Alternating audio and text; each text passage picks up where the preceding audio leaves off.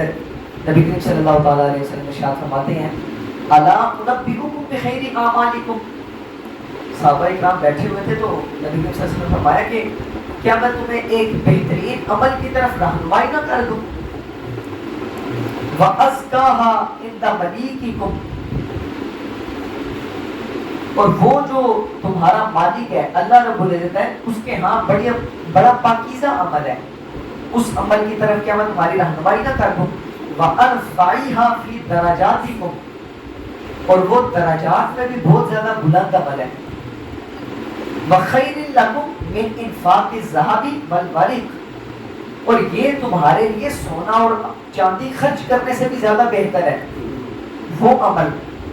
وَخَيْرٍ لَكُمْ مِنْ أَنْ تَلْقَوْا عَدُوَّكُمْ, اور دشمن کے ساتھ جہاد کرنے سے بھی بہتر عمل ہے.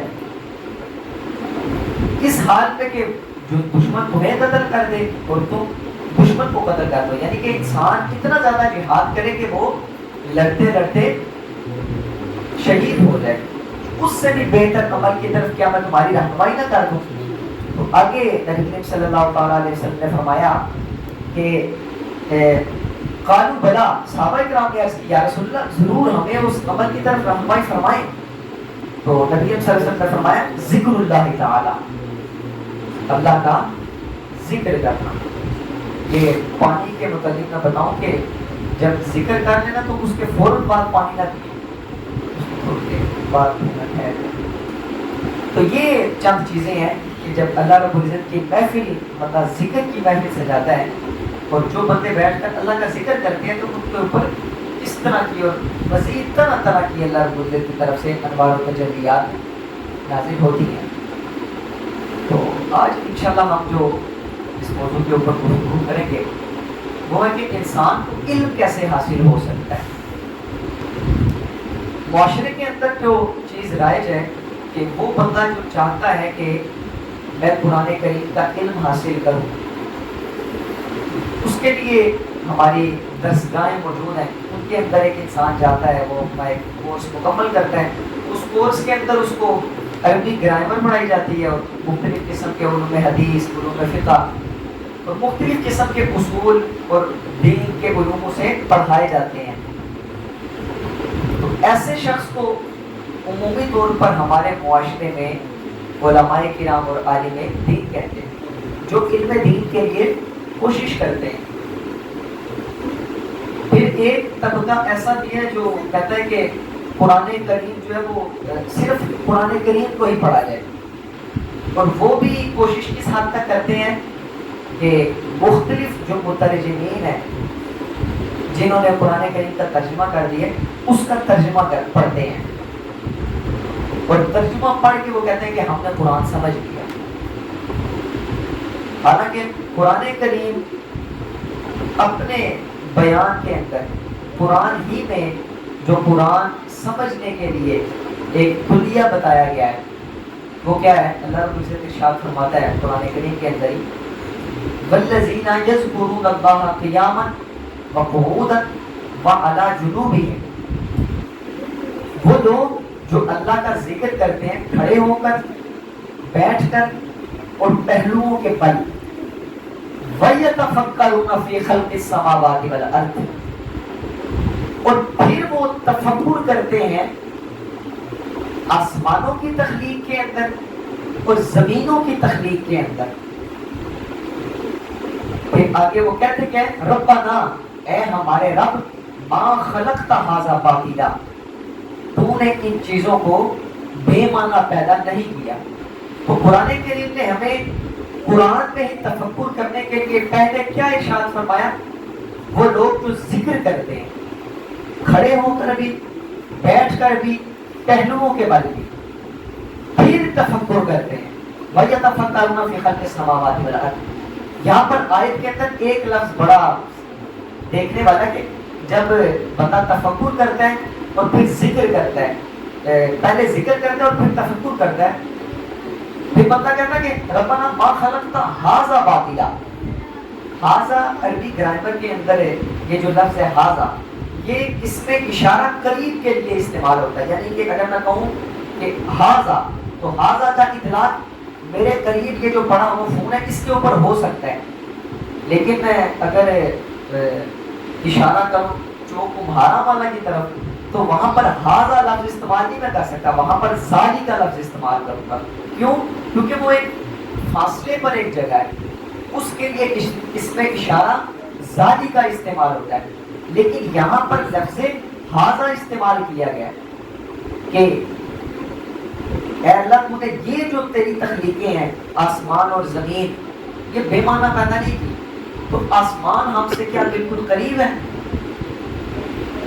نہیں، آسمان تو بڑا دور ہے، اس کے لیے تو آنا چاہیے تھا کہ ذالی کا ما خلقت ھذا باطلا، اور زمین کے اندر جو تخلیق ہے اس کے اندر نباتات ہیں، جمادات ہیں، شجر و حجر ہیں، بہت ساری اللہ کی تخلیقات ہیں، ان کے متعلق یہ ہونا چاہیے تھا کہ ذالی کا ما خلقت ھذا باطلا، لیکن اللہ رب العزت نے ارشاد فرمایا ربنا ما خلقت ھذا باطلا، کہ اے میرے رب تو نے یہ جو تخلیقات کی ہے بے معنی نہیں کی۔ تو مشائخ اس کے اوپر کیا فرماتے ہیں؟ فرماتے ہیں کہ جب بندہ اللہ کا ذکر کرتا ہے اور پھر قرآن کریم کے اندر اللہ کی تخلیقات کے اندر، سماوات کے اندر اور ارض کے اندر جب تفکر کرتا ہے تو وہ ساری چیزیں اس کے آگے بالکل سامنے پیش کر دی جاتی ہیں۔ وہ اکثر آپ نے اولیاء کرام کے اقوال بھی سنے ہوں گے۔ سید عبد القادر جیلانی کا ایک بڑا مشہور قول ہے کہ میں جو ہے وہ دنیا کو اپنی ہتھیلی کے اوپر دیکھتا ہوں۔ تو اسی طرح اولیاء کرام جب اللہ کا ذکر کرتے ہیں اور پھر جب وہ تفکر کرتے ہیں تو ان کے سامنے اللہ کی تمام تخلیقات کو مسخر کر دیا جاتا ہے، ان کے سامنے رکھ دیا جاتا ہے۔ پھر وہ جب تفکر کرتے ہیں تو تب کہتے ہیں ربنا ما خلقت ھذا باطلا، اے میرے رب تو نے یہ جو چیزیں تخلیق کی ہیں آسمانوں کو اور زمینوں کو اور طرح طرح کی جو تو نے مخلوقات تخلیق کی ہیں ان کو بے معنی پیدا نہیں کیا۔ فقنا عذاب سبحانک فقنا عذاب النار، اے اللہ تو پاک ہے، فقنا عذاب النار، ہمیں عذاب نار سے محفوظ رکھنا۔ تو اسی کے اوپر ایک واقعہ بیان کرتا چلو۔ سیدی ابن العربی رحمۃ اللہ علیہ کا دور تھا اور اسی دور کے اندر مفسر قرآن گزرے امام فخر الدین رازی، ان کی بڑی مشہور تفسیر ہے تفسیر رازی۔ ایک مرتبہ امام فخر الدین رازی رحمۃ اللہ علیہ اپنے حلقہ احباب میں بیٹھے ہوئے تھے، تو اسی وقت آپ تھوڑی دیر بعد کے بہت زیادہ رونا لگے، روتے روتے شدت آپ نے اختیار کر لی، حتیٰ کہ بے ہوش ہونے کے قریب ہو گئے۔ تو آپ کے جو طلباء بیٹھے تھے تو انہوں نے وجہ پوچھی کہ آپ کیوں رو رہے ہیں؟ تو آپ نے فرمایا کہ 40 سال سے میں ایک مسئلے کے اوپر عمل کر رہا ہوں، لیکن آج مجھے ایک ایسی دلیل ملی ہے کہ میرا وہ جو تمام تر میں نے 40 سال کا عمل کیا ہے وہ اس کے موافق نہیں آئی بلکہ اس کے مخالف دلیل مجھے مل گئی ہے، اور میں اس سوچ میں ہوں کہ یہ جو مجھے دلیل ملی ہے اس کے اوپر بھی کیا اتھینٹک ہے کہ یہ بھی دلیل درست ہے یا نہیں درست ہے، تو اس وجہ سے میں رو رہا ہوں۔ تو وہیں پر جو طلباء بیٹھے ہوئے تھے اس میں سے ایک طالب علم سیدی ابن العربی رحمۃ اللہ علیہ کے پاس گیا اور اس نے یہ واقعہ جا کر سیدی ابن العربی رحمۃ اللہ علیہ کو فرمایا، ان سے بیان کیا۔ تب سیدی ابن العربی رحمۃ اللہ علیہ نے ایک خط لکھا امام فخر الدین رازی رحمۃ اللہ علیہ کو، اور آپ نے اس خط کے اندر امام فخر الدین رازی رحمۃ اللہ علیہ کو پند و نصائح کی، اس کے اندر مختلف جو نصیحتیں تھیں اس کے اندر یہ بھی کہ دنیاوی علوم کے ساتھ ساتھ آپ تصوف کو بھی اپنا اوڑھنا بچھونا بنائیں، اللہ کے ذکر کی طرف توجہ کریں۔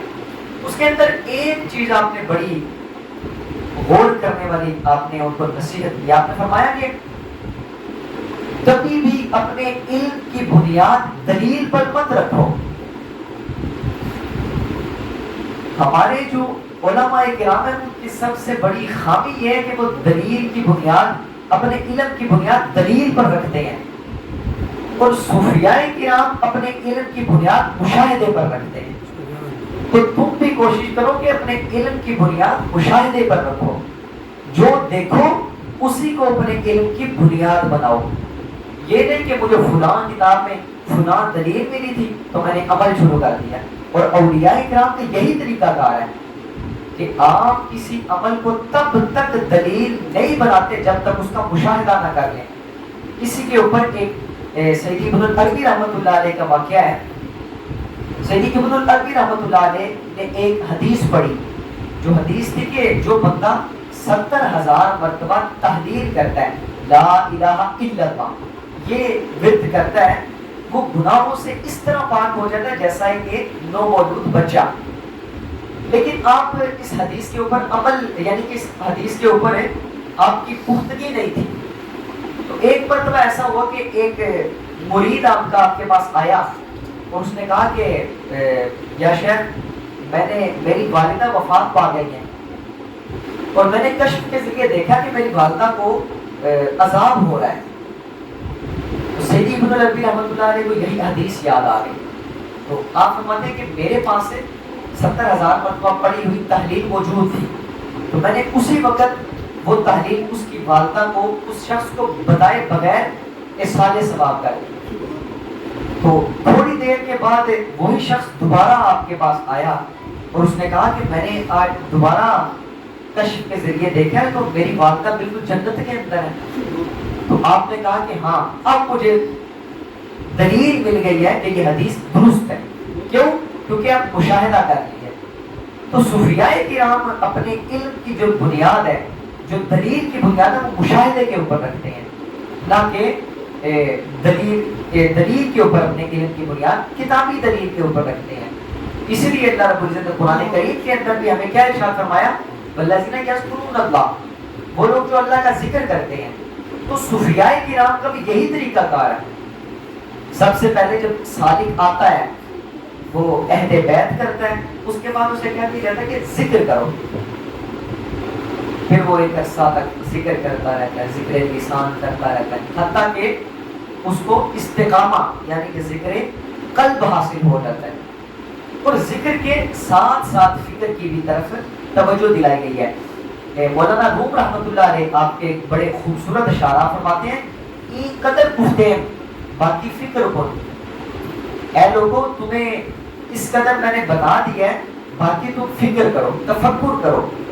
فکر اگر جامد ببد رو ذکر کرو، اور اگر تفکر کرتے وقت اور فکر کے دوران تمہاری فکر کسی مقام پر جامد پڑ جائے تو دوبارہ سے اللہ کا ذکر کرو. آگے فرماتے ہیں کہ ذکر عارض فکر را در اہتزاز، ذکر کے ساتھ فکر کے اندر ایک ایسی تازہ حرکت پیدا ہوتی ہے کہ وہ اس کو صحیح رخ کے طرف مائل کر دیتی ہے. ذکر را خورشید ای افسردہ ساز، اور ذکر تو آفتاب کی مانند ہے، وہ فکر کی افسردگی کو دور کر دیتا ہے. تو یہاں پر بھی مولانا روم نے کیا فرمایا کہ فکر کے ساتھ ساتھ پہلے ذکر ہے، اور اگر کسی مقام پر فکر بھی جامد پڑ جاتی ہے تو دوبارہ سے اللہ کا ذکر کرو. علامہ اقبال رحمۃ اللہ علیہ کی بھی اس موضوع کے اوپر بڑی خوبصورت ربائی آپ بھی فرماتے ہیں کہ جزبہ قرآن دیکھ میر و باہی است، کہ قرآن کے بغیر شیر بھی گیدڑ کی مانند ہے. فقر قرآن اصل شہنشاہی است، اور قرآن کا فقر حاصل کرنا اصل شہنشاہی ہے. پھر آگے آپ فرماتے ہیں کہ فقر ہے کیا؟ آپ فرماتے ہیں فقر قرآن اختلاط ذکر و فکر. فقر قرآن ذکر و فکر کو ملا لینا. فکر را کامل نہ دیدم جزبہ ذکر، اور انسان کی فکر تب تک کامل نہیں ہو سکتی جب تک وہ ذکر نہیں کرتا.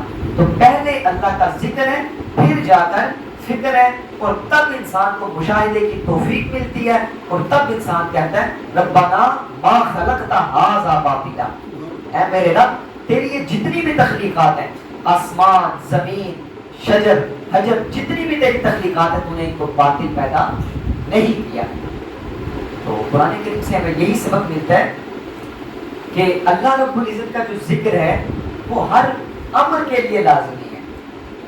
دلوں کی صفائی کا تذکرہ آتا ہے تو نبی صلی اللہ علیہ وسلم نے ارشاد فرمایا لِكُلِّ شَيْءٍ سِقَالَةٌ وَسِقَالَةُ الْقُلُوبِ ذِكْرِ اللَّهِ. دلوں ہر چیز کو صاف کرنے کا ایک آلہ ہے، وَسِقَالَةُ الْقُلُوبِ، اور دلوں کو صاف کرنے کا آلہ کیا ہے؟ اللہ کا ذکر. تو اسی طرح مختلف امور کے اندر. اور انسان کو جو بھیجنے کا مقصد ہے دنیا کے اندر وہ بھی کیا ہے؟ وما خلقت الجن والانس الا لیعبدون ای لیعرفون، کہ ہم نے جنوں اور انسانوں کو فقط اپنی معرفت کے لیے پیدا کیا ہے. تو معرفت الہی حاصل کیسے ہوتی ہے؟ بیٹھے بیٹھے معرفت الہی حاصل ہو جاتی ہے؟ بیٹھے بیٹھے معرفت الہی حاصل نہیں ہوتی، اس کے لیے جہد کرنا پڑتا ہے. اور جہد کیسے کرنا پڑتا ہے؟ سب سے پہلے راہ اختیار کرنی پڑتی ہے، جس کی طرف قرآن کریم کے اندر ہی اللہ نے ارشاد فرمایا فمن شاء اتخذ الی ربہ سبیلا، تم میں سے جو چاہے اللہ کی طرف سفر اختیار کرے. موجودہ دور میں ہمارے ہاں تصوف کو لوگوں نے صحیح طور پر سمجھا نہیں ہے. جو تصوف ہے اس کا مختصر طور پہ جو معنی ہے وہ ہے طریق الی اللہ، اللہ کی طرف راستہ اختیار کرنا. تو اللہ کی طرف راستہ اختیار کرنے کے لیے تو واضح طور پر قرآن کریم کی آیات موجود ہیں. سورہ مزمل کی آخری آیات بھی ہیں، اس کے علاوہ بھی آیات موجود ہیں. فمن شاء، تم میں سے جو چاہے، اتخذ، اختیار کرے، الی ربہ، اپنے رب کی جانب، سبیلا، رستہ. اور جب وہ رستہ اختیار کرنا چاہتا ہے، اور جب رستہ اس نے اختیار کرنا ہے تو اس کے لیے شرح کامل کی ضرورت ہے. جیسا کہ قرآن کریم نے ہی اس کے متعلق ارشاد فرمایا کونوا مع الصادقین، سچوں کے ساتھ ہو جاؤ. اور صادقین لفظ انبیاء کے لیے استعمال نہیں ہوا، صادقین عام لوگوں کے متعلق اللہ نے ارشاد فرمایا. کیونکہ ایک آیت ہے وہاں پر اللہ نے ارشاد فرمایا انعم اللہ علیہم من النبیین والصدیقین، یعنی انبیاء اور صدیقین کے لیے اللہ تعالیٰ سے اختیار کیے ہیں. تو پتہ چلا کہ صادقین جو ہیں کونوا مع الصادقین، یہ انبیاء کے علاوہ اولیاء کرام ہیں. پھر ایک اور مقام پر اللہ نے ارشاد فرمایا الرحمن فاسأل به خبیرا، رحمان کی معرفت چاہتے ہو کسی باخبر کو تلاش کرو. پھر اسی سورت کے اندر 2 کے 3 آیات چھوڑ کر رحمان کے بندوں کی آداب اور خصلتیں بھی بتا دی. وعباد الرحمن الذین یمشون علی الارض ہونا واذا خاطبهم الجاہلون قالوا سلاما والذین یبیتون لربہم سجدا وقیاما، وہ لوگ جن کی راتیں اللہ کے ہاں قیام میں اور سجود کے اندر گزرتی ہیں، یہ رحمان کے بندے ہیں. تو اگر معرفت الہی چاہتے ہو، رحمان کی معرفت چاہتے ہو، تو انہی لوگوں کے پاس آؤ، یہ تمہیں رستہ بتائیں گے. تو ہم جب معرفت الہی حاصل کرنے کے لیے رحمان کے بندوں کے پاس جاتے ہیں تو ہمیں ان کی طرف سے کیا تلقین کی جاتی ہے؟ اذکروا اللہ، اللہ کا ذکر کرو، پھر اللہ کا تفکر کرو اللہ کی مخلوق کے. تو پتہ چلا کہ قرآن کے اندر اور مخلوقات کے اندر تفکر کے لیے اور علوم حاصل کرنے کے لیے جو ٹول کٹ ہے، وہ ٹول کٹ کیا ہے؟ اللہ کا ذکر. کیوں؟ کیونکہ ذکر کے بغیر انسان کی فکر کامل نہیں ہو سکتی. اللہ رب العزت کی بارگاہ میں دعا ہے کہ اللہ ہمیں عمل کرنے کی توفیق عطا فرمائے اور ہمیں بھی وہ مقامات عطا فرمائے کہ جہاں پر ہم بھی ذکر کے بعد مشاہدات اور تفکر کے مقام پر پہنچ سکیں. کسی بھائی کا کوئی سوال ہوگا؟